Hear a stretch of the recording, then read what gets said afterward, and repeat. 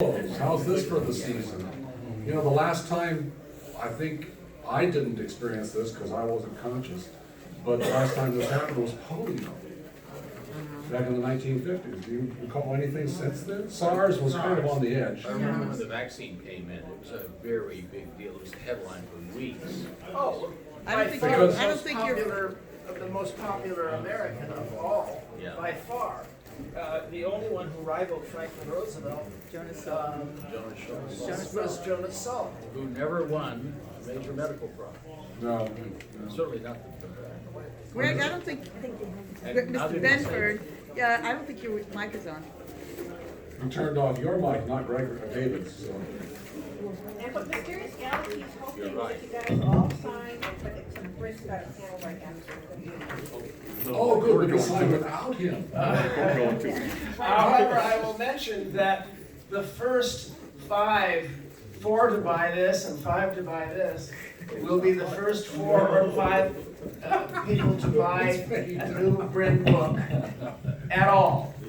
Because these are hot off the self-published presses, and you'd be the first to get physical copies. Some people have had Kindles for about a month now. But this is my long-awaited comedy novel, and this is my political book that I rushed out because my publishers wouldn't get it out until after the election. So it's got a lot of political stuff, and this one is, I think it's funny. Whatever anybody else says, I think it's funny. It's got a great Patrick Farley cover. So in any event, So to continue our reminiscing, back in the day when polio, you couldn't go to public pools. All the swimming pools were shut down because they were apparently venues in which you could catch polio. And you know, Arthur Clarke got polio in the 50s and didn't know it. Until years later, in the mid-80s, when he was very, very ill and he went to England for treatment. And they told him, you have post-polio syndrome. And that really laid him low. He was in a wheelchair, probably for the next 15 years. You visited him in that circumstances. Well, he could still walk when I first went there in 1995, but not very well. And he walked perfectly well, but was extremely leery of standing near people because he could be toppled over with a single shove. And that was the World Con in 1979, some years after he got it. But he was the one person I knew who had polio and managed it. And it helped. But he didn't know he had it back in the Right, 50s. he only discovered it in that. He told me that he had hit his head while he was scuba diving on the Great Barrier Reef and couldn't move for a day or two and thought it was some kind of something and so forth. But that was apparently the trigger for his polio to get worse. But polio is a funny thing. It goes down and hides and then reemerges sometimes decades later, as it did with him. and that's what's scary about Corona, to me, as far as a science fictional point of view. You gotta be cold-blooded. We all think, you know, as apocalypses go, it's not so bad. As far as if you're in the 3% who die, it's very bad, and it's a public health emergency. But as apocalypses go, it's sort of training to get us tuned up to have our systems better. But if it dives down and recurs, as preliminary reports indicate that it can, then Well, that's all coronaviruses do. 20% of colds are coronaviruses. So they've been used to us for a very long time. It's the thinning of the herd. But the thing that you never see mentioned That's is why I'm that putting my weight. viruses don't propagate well in warm water. So the northern hemisphere is privileged because it's going to get warmer and you're going to see it have an effect on the spread of the virus. That happens with flu. Why do people have big surges of flu in the summer?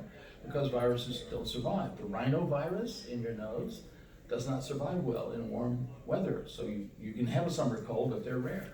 So there's good news coming, and just keep on.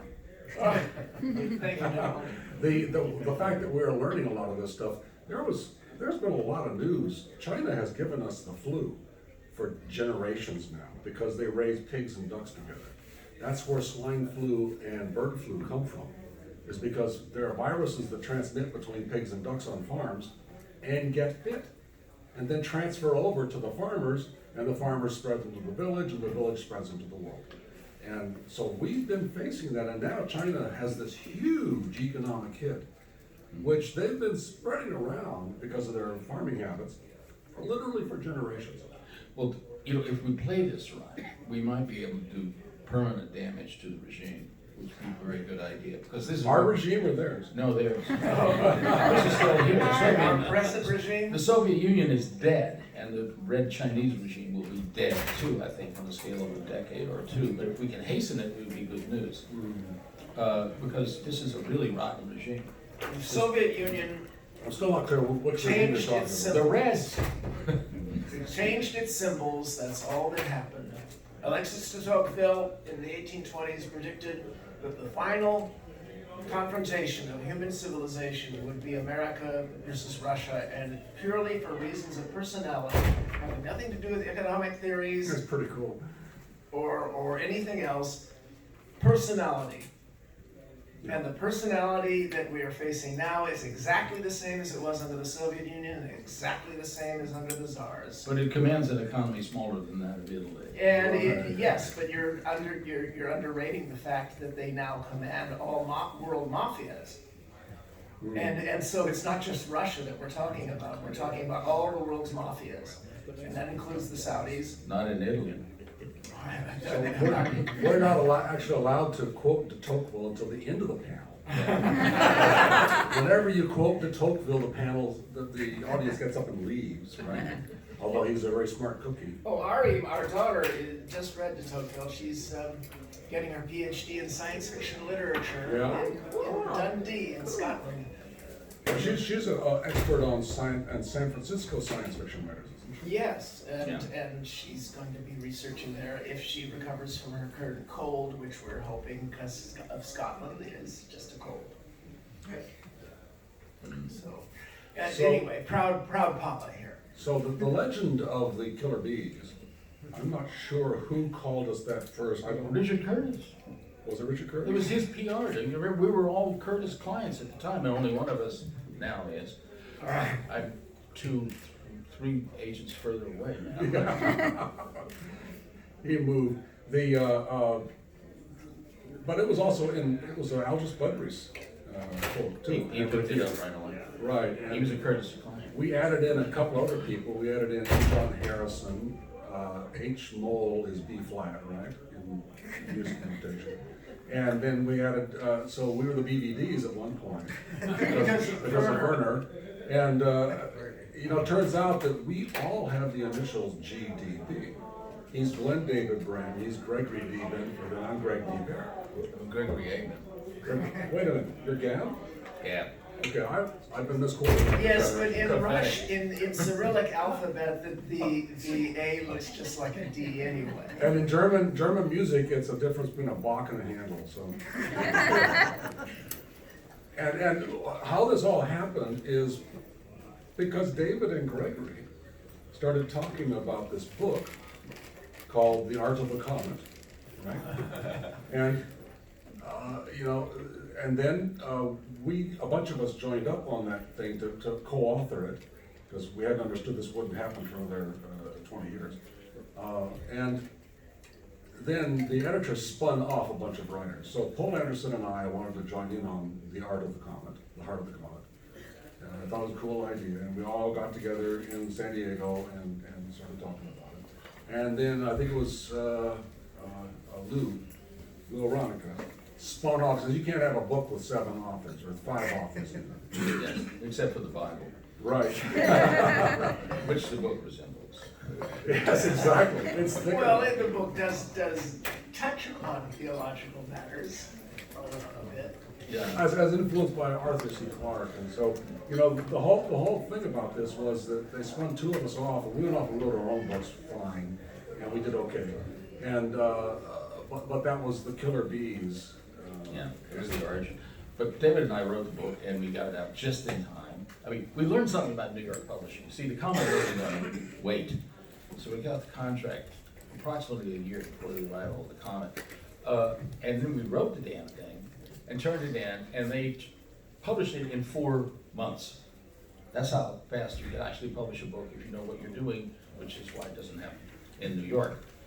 And it was a huge hit, and it really did help us a great deal. But later on, I brought about the next collaborative effort, the Foundation Series, which we're going to talk about in a later panel. Another panel, that's worth an entire panel. Yeah. Because we have to talk about Isaac too, so. Yeah, Isaac Jones. Do we have a panel about that? Yes. Oh, so it was actually, I had the most, it's one of the books I had the most fun in, certainly the collaboration I enjoyed the most, was working with these guys on the second Foundation trilogy. And at the time, We're gonna save that for that panel. yeah, but I had I had a wrist repetitive stress syndrome that I'll describe during our Foundation panel. Yes. That's really gonna lure you in.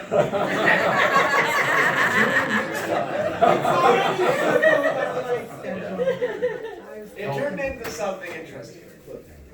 Well, we've all irritated each other at some point or another, but that's what brothers do. Yeah, but it turns out that this was quite a fruitful endeavor. And Gregory kind of managed it for a while, Well, arranged for it, but we'll talk about that more about. sure, we'll talk about that. Well, But the period you have to understand, how many were born in 1985? Oh, what? Come on, this is a sci-fi crowd. Born before 1985? How many of you? We're alive. Kind of go live there, is that? Okay. Okay, we can't tell you anything about what that was, but it was an interesting time period. Actually, you could sell books in the 70s and the 80s. New Wave was definitely, that started in the 1960s. And the British were marching in, and Michael Moorcock was doing cool stuff. And then you had, in 83, you had the cyberpunks rise up, and Gibson delivered this language festival that was Neuromancer, and some of this stuff started changing. What is interesting is the similarities between pop culture and what was going on in science fiction were spooky. Because Gibson wanted to write about Asian dominance of the economy and the philosophy of the world, and suddenly Blade Runner comes along. He wanted to write about cyberspace, but Tron had come out. And there was I think the conclusion of all of that is there was a lot of stuff going on in science fiction before the 80s, and that includes John Farley and a lot of writers who were writing about what amounted to cyberspace. Verner's True Names. Yeah, True Names is Yes. one of the great classics of that whole thing. And so there was a number of rooting branches that come out of science fiction at that point that spread into the popular culture. You realize, of course, that when Orson Scott Card wrote his first Ender's Game stories in analog in the 70s, they were picked up and made into The Last Starfighter. Yeah. You know? And Hollywood does this. Now, it's not deliberate at all times, but they sometimes forget that they read these books. And it's called shoplifting. Right. And in David's case, they actually made a movie out of it, but he's gotten a cocktail chatter out of that for the last 50 years. It's some things you just, the stories that you wind up being able to tell again and again and again make things worthwhile. Like, for instance, I'll never ask George Martin for the $5 he owes me when he was starving, because I got so much more mileage out of telling that story that I owe him. The same is true of, the Postman movie, which was big-hearted and faithful to the heart of my book. Absolutely stunning, gorgeous, because he's a great cinematographer and the music is great, and utterly dumb. Well, gorgeous, That big-hearted. defines a good movie. Gorgeous, big-hearted, and dumb is what my wife married. And the fact that it enables me to tell that joke, which I made up. That joke I made up this But last she's doing a panel on special effects right now. And I noticed that she's not here. Yeah, well, we just had a million things happen at the house. She sends her love, by the way, especially to you. Yeah. So the Hollywood experience is fascinating. Both Gregory and I have been through interesting episodes several times. Nibbles, nibbles, nibbles, nibbles. Hollywood, hell. And sometimes money. Sometimes money, and you know, I don't know how much they spend on you. Yeah, it's not the money, it's the people. I really hate the people. No, you like the money. Akiva Goldsmith, for example. It was kind of like a virus propagating through Hollywood. Well, anyway, to get on to the fact is that I made a fair piece of change off Hollywood money, movies, and nothing happened. Yeah. But the interesting thing, we're talking about, you know, people ripping off our stories. I've had 5 movies come out that bear a distinct resemblance to The Forge of God. Different aspects. I've had one movie come out that bore a very distinct resemblance to Queen of Angels. Yeah. And interestingly, the screenwriter for that movie met with my agent Vince and said to him one time, "Yeah, Greg Bear's one of my favorite authors." Okay. Then we had Blood Music ripped off in an episode of Outer Limits, and that was so weird because it was 100% Blood Music, and the guy didn't remember having read the story.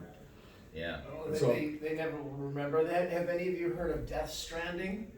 It's an extremely popular new game, and half of the reviews, and it's hugely popular, half of the reviews cited the Postman. Oh yeah, Fully half of the reviews. How's that going? Oh, I'll send a letter. Vince asked Warner Brothers if they wanted to do anything, and I predicted, why in the world would Warner Brothers want to do anything? Warner Brothers has been eviscerated, according to Paul Salmons. Well, besides which, what they would do is they would do some kind of rights under the table swap with Sony and leave me out of it. But, you know that the 1976 copyright law, I was one of the first to actually invoke it because it's an interesting quirk. Back when Schuster and Siegel were, there was a huge thing in the earliest 80s, I think, about how they were being screwed because of the sudden surge in popularity of Superman. And so DC Comics makes this gesture of giving them, you know, some money at some point to win public support back. But there's also the 76 copyright law got passed that said that if your work is under like one contract continuously for 35 years, you get the rights back. And I asked for rights back from Bantam, which had become Random House, and then circulated all around it to be another flightless bird, penguin. I asked for rights back for Sundiver, and they said they had never even heard of it because nobody had been under continuous contract that they had seen for 35 years under the same original contract making money. I'm getting 8 more back under the same law, which I suppose is nice to know that, you know, my books, thanks to you, my books have been selling, moving along tepidly for 35 years. You're going to reissue all those yourself. Yes, yeah. Well, actually, because of Greg's advice, I'm probably going to go with Betsy at Open Road. Yeah, well, Open Road would certainly love it. But that my royalty rate will move from 8% slightly upward to 50. But if you reissue yourself, you get 85. You see, if you had stuck with Richard actually created e-reads and then sold e-reads to Open Road, which is why we get the Sweetheart deal. And he made a fair piece of change off of selling that, but he was one of the pioneers. Now, how did he know to get into electronic books? Because in the 1990s, I think, partly, in the 1990s, I was lecturing about the coming future of electronic books and lecturing to people who would be influential. And did he share his If I had stayed with Richard, I would currently be in prison. Oh. Is that a up or a down? And the problem with that is? I'd get more writing done. Yeah. You're Dostoevsky, right? It's like in 1973, I was drafted. I had a low draft number. However, because I needed one more quarter to get a Caltech physics degree, the Navy said, okay, you go back and then you'll go into a submarine. I would have gotten a lot more writing done until we had one fewer submarine. And that's probably how it would have ended. Was that a real threat, the submarine thing? I was gonna be one of Rickover's boys, yeah. Yeah, and then he died. And see, that isn't what my draft. Did I come behind and Rickover? Some people do want to stay on the service. Easier than moving to Canada. Well, that rickety chair, I would have joined if it had been for him, but no one else.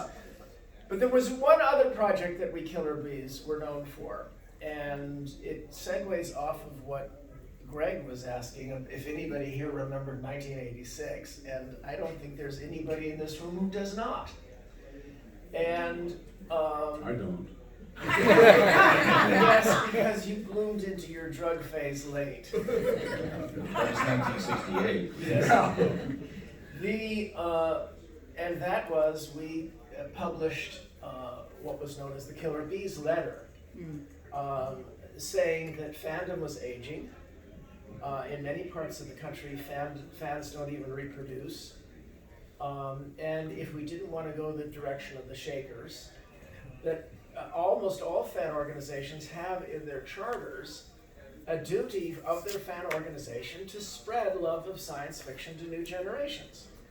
Yes, I know, you don't remember 1980. I wanted to add to your Killer Bee. There's a band called Killer Bee, and they're like called I don't know. The Killer Bees? Yeah. Oh, well, sure, I raise bees. But there's a band called Killer Bees. And You should check it out. I should have brought those dangly antennas home. Saturday Night Live. Music band. So in any event, we spread this letter around, and for a while there was something called Readers for the Future, and there were serious attempts to try to get fandom to get back into outreach. The image being stand outside a junior high school with a trench coat and say, a little Heinlein little girl, the first one's free. We actually benefited, as a youngster, I benefited from the state of fandom in the 60s. But what people have forgotten about the 60s, and maybe you don't, is that, and recently DC Fontana died. And so I was very saddened by that, but I posted a letter saying, you know, this is what brought more women into science fiction than any other phenomenon. Plus Bijo Tremble. Well, Bijo, but Who's still alive. yeah, and could be here. But DC wrote stories that just grabbed the science fiction fans who were female and brought them to conventions and started Star Trek conventions and all that stuff. And she did, of course, Amok Time. As my daughter said, as she's looking at her grandmother's copy of Amok Time, Paul was sent scripts from Star Trek to read so that he might create some stories for Star Trek. It didn't quite work out that way, but they got the scripts and she took them down to a Roddenberry Star ceremony and got them signed. And so there's all these, and she looks at Amok Time by Theodore Stern and says, "That's the first fuck or die," she says. That's how legendary that became in time. Yeah. But that whole thing, it brought it out into KNS, which is still pretty strange, but It's still pretty strange. Kirk and Spock, because a lot of women back in that time felt that they couldn't write about politically connected or powerful personalities if they were female having romances. So that turned out not to be true because you had Joanna Russ come along and all that stuff. Yeah, but it was a real fascinating time. And what happened was suddenly the first convention I went to, and David or Gregory could probably remember that changeover, had more women than any other previous convention, Baycon. Right. And they were all fascinated by Star Trek. 68. Yeah. But also they were fascinated by Anne McCaffrey, which Right. won, her story won, her novel won a co-Hugo. I forget who else was on the thing. But the fact is, the women were coming in, and interestingly, by the 90s, women were forgetting where this all began. And so I was on a radio show, and one woman called in and says, well, women science fiction writers weren't published until the 80s. And I says, no, Anne McCaffrey, come on, she won Hugos, and she had Andre forgotten Gordon. that. Lee Brackett. Lee Brackett, well, and to this day, the explanation of this is these were women who had male names, or could be disguised, like C.L. Moore. What they don't realize is the magazines published portraits, And so we had poor John Campbell, who got raked over the coals deservedly in some respects. He was a bigot, and he was, but he was brilliant. He was the one who taught Anne McCaffrey how dragons could have fire, scientifically. Yeah. He had no prejudice against women writers, but there was a legend that he did, and that all the editors were not publishing women. That's just not true. Everybody. I asked Robert Silverberg about this, and he says, "Oh, yeah, sure. Women liked women writers. They were good, and they brought in more women readers, so that's cool." I always thought that Wikipedia would clear away these cobwebs, because I still encounter people who say, well, there were no women editors in science fiction. Which is not true. Yeah, sure. Or there were no writers, blah, blah, blah. And the point is, they don't even bother to check facts. This is, weirdly enough, a fact-free generation, also soon to be unemployed, I think. No, but you're right. It's strange how we have more access to history, but very few use it, it seems. Yeah, well, it's you have to create a narrative. We're in a time of some of the greatest stress on writing that we've ever seen, because publishing is really kind of collapsing right now, New York publishing at least. And there's all of these writers who are competing from a much smaller slice of the pie than we had to face, and it was tough in our day. The It took me 5 years to get my first The one. average SF magazine receives over 1,000 short story submissions per month. And I blame the MFA programs, of which there are over 1,000 in the United States now. Which is why if you go to my advice column for new writers, I always repeat advice that I received. And that is, they're not going to read your book if the first chapter doesn't grab them. And the first chapter isn't going to grab them unless the first page. Sentence. Unless the first page sings. And the It first was a page, dark and stormy night. unless the first line hooks them. And so that's what you have to do over and over and over again, is fix all that. But the history of that writing period was in fact rich, and everybody was doing okay. You had a lot of writers come in. You had Sherry Tepper, you had Joanna Russ, you had, of course, Ursula Le Guin, who was really kind of the grand mistress of that whole beginning of feminism. But there was also Lee Brackett, who had written with William Faulkner. She had written the screenplay for The Big Sleep with William Faulkner. And Faulkner walked into the office at Warner Brothers at one point and said, can I write from home? And they said, sure. Thinking he'd move out to his apartment in Hollywood. He moved back to Alabama, Mississippi, Oxford, Mississippi. Right, he moved right away. He moved back. So where is he? And she had to finish that script, and we still haven't figured out who did what particular murder.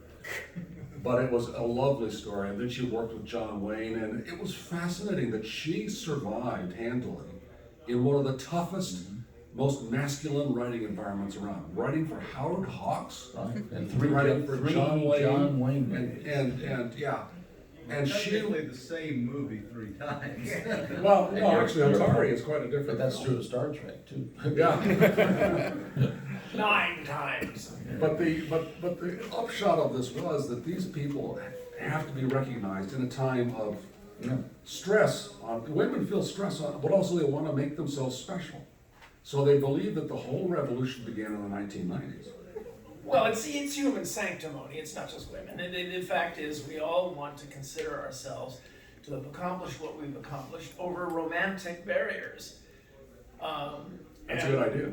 Yeah, well, I mean, sometimes you have to have a sense of humor about it. I just reissued Sundiver, and I just sent a copy, long delayed, to a woman reader from Bantam who read this crude Xerox, ugly, 2-to-a-page, double-sided manuscript that I had been circulating. You remember it. for feedback, and I timidly phoned her up. My first work of any kind that I had ever done. And in rewriting it, I realized that my first protagonist was a half African, half Native American mestizo person. So, cred. But in any event, she said, "Oh, I sent it on to Bantam." So I wrote it off my list. I get this telephone call a couple months later. And so I had no rejection slips. This was my first submission, and it was an accident. And fairy tales can come true. It can happen to you if you're young at heart.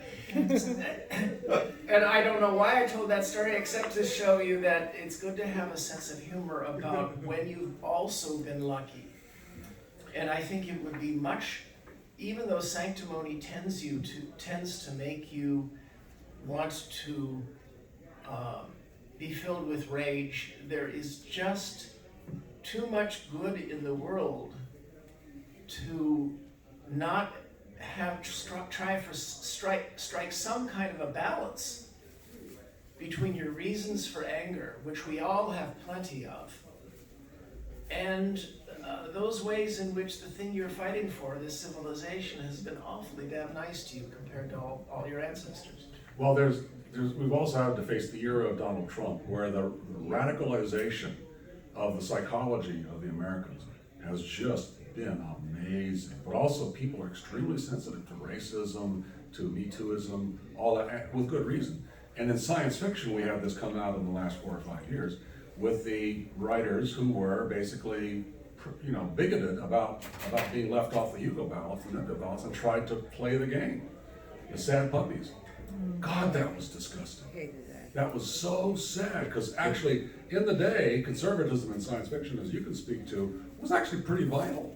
People like Gregory and Jerry Cornell and so on were really pretty interesting. If we didn't agree with them all the time, they were still pretty interesting writers and pretty interesting people. Greg, I've been a registered Democrat longer than you've been alive. And who did you vote for? Which time? In 88? Greg. 64, I voted for Lyndon Johnson. That's right. I voted for Nixon the first time I voted, but I regretted that very quickly. Okay. Yes, and I'm a registered Republican. For reasons of tactics that you might find in this book, but I have canceled out my brother's vote in almost every election. I voted for Mike Bloomberg. You're Who did you welcome. vote for? Please tell me you didn't vote for Trump. Oh, God. Oh, no, I'm one of the only ones in this room who voted against Trump in the primary, because I'm a registered Republican. You see, it's for reasons of tactics that are no longer valid in California, because we no longer gerrymandered. You never vote against people, you vote for someone else. Howard Zoltan is. High school anymore. But All right,